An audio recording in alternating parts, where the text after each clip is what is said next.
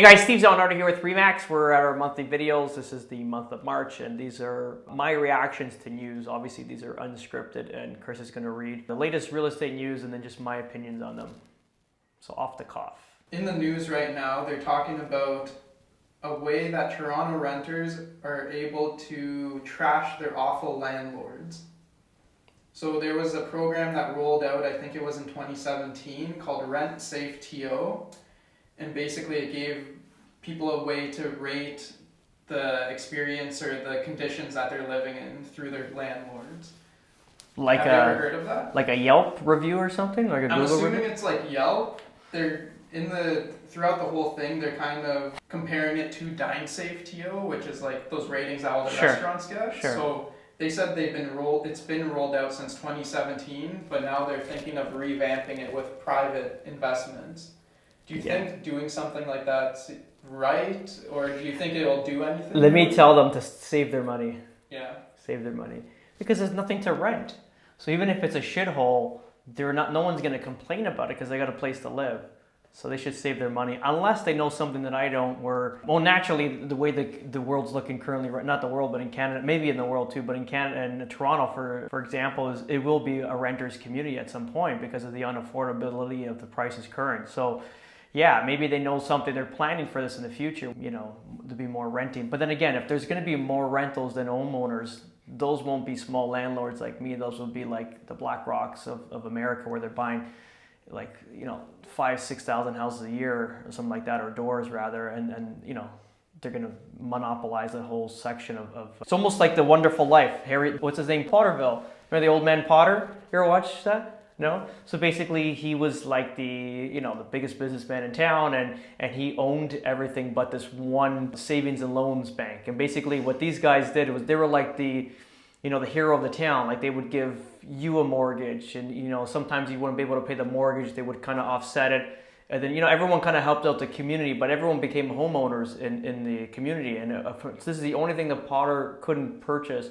So there was he had like a bad dream, or like some sort of he went back, like if he wasn't born, what would have happened? And basically it would have showed the whole town, the whole community would have been a rented community because Mr. Potter would have owned all houses, not lent any money out. So it's a long story, but yeah, that could happen here, right? Same idea. For sure. So I don't know if for currently right now, I think that's a big waste of money because of the lack of inventory of renting. But maybe in the future, when people can't afford houses and only big hedge fund companies buy up all the real estate and have those rented, which is currently happening. Like we bought that REIT in Miami, same idea. It's a PMG is the builder, biggest condo builder in America. They're building, I think it's 460 odd units, beautiful building, 90 stories, and that'll be a full rental building. So a lot of people are moving that way too. So maybe, I don't know.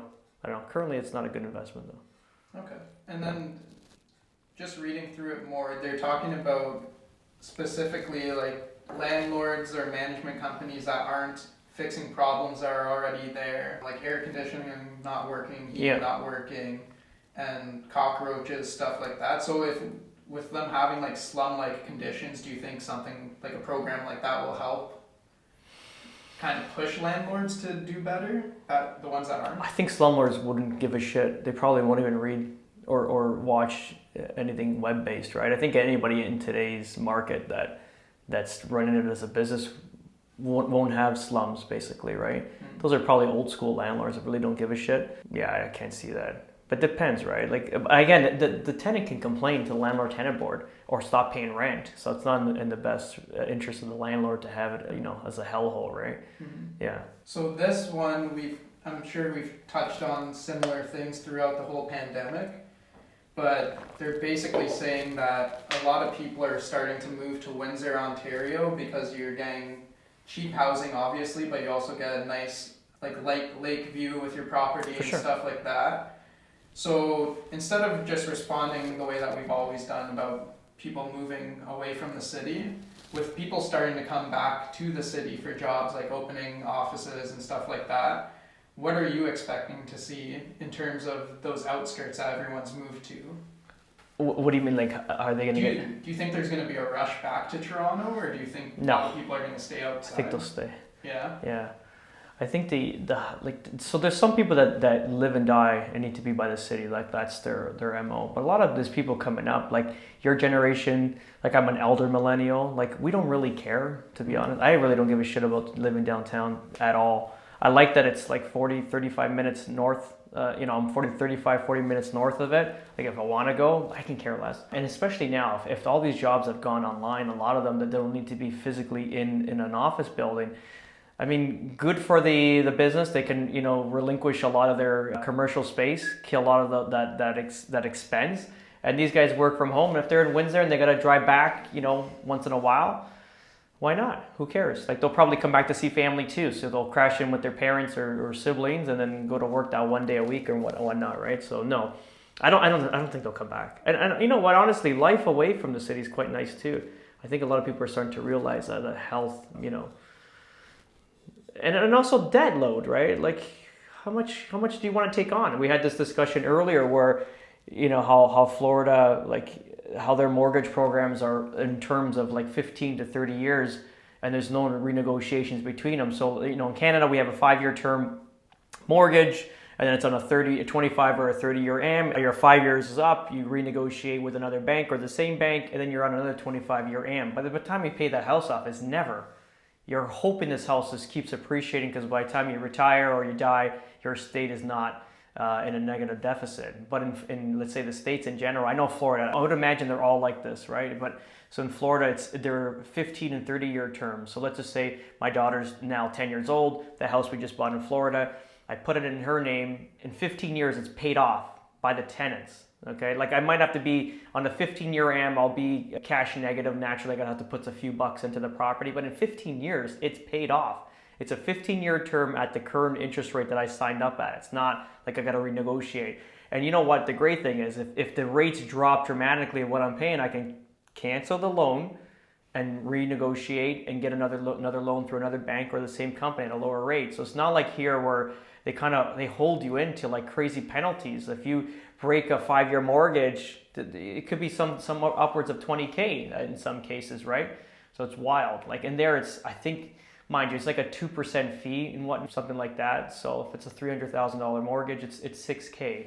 But if you're gonna get a mortgage that's 1% or 1.5% lower for another 15 years, it'd be smart that you do that, right? But anyway, so it's a 15 years you pay the house off. So I think that's where we're going at. Like, how much debt load do you really want to take on? If you in 15 years you really just took off $100K off a $1 million debt load, like you still have 900,000 and you're 15 years older. Like, we're not coming back for a sequel. This is one life we live. Like, how do you want to live it? So good for them if they're going out to Windsor, Sarnia, like Lambton, London, like where my real estate coach lives out there. Yeah, you can get affordable houses and you can live in a great area, great community. Why not? It's smart. Yeah. And then the last one we have is from the Toronto Star. Ooh. They're talking about the list price battle. Too low asking prices are frustrating home buyers, but are they actually driving up prices? So what's your take on pricing houses low to generate or offers on it? Naturally, I'm a real estate agent, Yeah. so I can weigh in heavily on this. We have no option. This year here, Jan, Feb, like we went on listing presentations and there's like, what do you think the house is going to sell for? I don't know. I know what to list the house at, but we don't know what it's going to sell for. It could sell, like if you look at past sales in the last, like before we used to do like T minus 365 days. Then it was T minus 180, like 6 months. Then it was T minus 90. We're in T minus like 30 days now. Even sometimes you got to go in a day. Like actually, obviously now the market's going in the opposite direction. But it was like, we know like in the last, 30 days, these houses sold, these were the values of the houses. Like this is your bare minimum, but we don't know. We can get you X. It may go to X. We're not sure.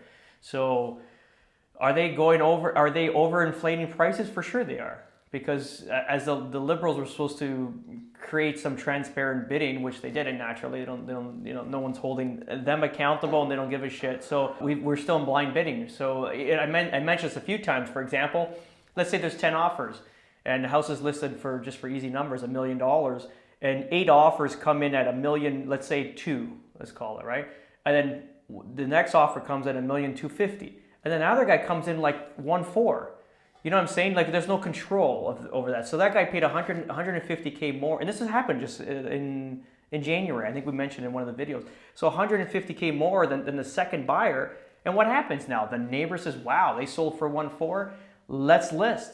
Okay, let's do it. What do we want to list at? Well, whatever they did. We'll list at $11.99 holdback offers. Bang. And then they're selling for $1,350,000, $1,400,000. So it's created way unnecessary inflation. If there was transparent bidding, let's say, yes, during bidding war, during a auction, people get aggressive and emotional and they become passionate, they start bidding, but it's an open bid. You're not getting screwed where it's like, I'm paying $100,000 more than the second offer. It could be 5 or 10K more. So let's say in that same example, there's 10 bidders and it's transparent, everyone's going up increments of 5K. Let's say it reaches like 1.3 million. And it sells at 1.3, which is amazing for the seller still. Now the neighbor list, he says, well, he sold for 1.3. That's what we're going to aim for. But at least that's now stationed. Those, let's say those townhouses in Newmarket, this is a specific story. They'll all be 1.3 rather than 1.4. So yeah, sure, there's unnecessary inflation. But again, lack of inventory. We have no other choice but to list them at lower than market value because we don't know what they're going to sell for. And you know, obviously the transparent bidding, that's obviously one of the main agendas on the platforms when they got reelected, and we went through the hottest market we ever experienced and we got nothing. But they were easy to create vaccine passports overnight and distribution of a whole bunch of shit, like, you know what I mean? But it was like, they can do this is easy for them. We saw how fast they can move when they wanted to, so why can't they put the efforts into this and kind of, you know, slow that inflation down? Again, the market has finished. The peak is last month, and now we're in a constant descent. So yeah, that's basically it. Hey guys, if you like these videos, please like, share, and subscribe, and we'll get you on the next one. Thanks.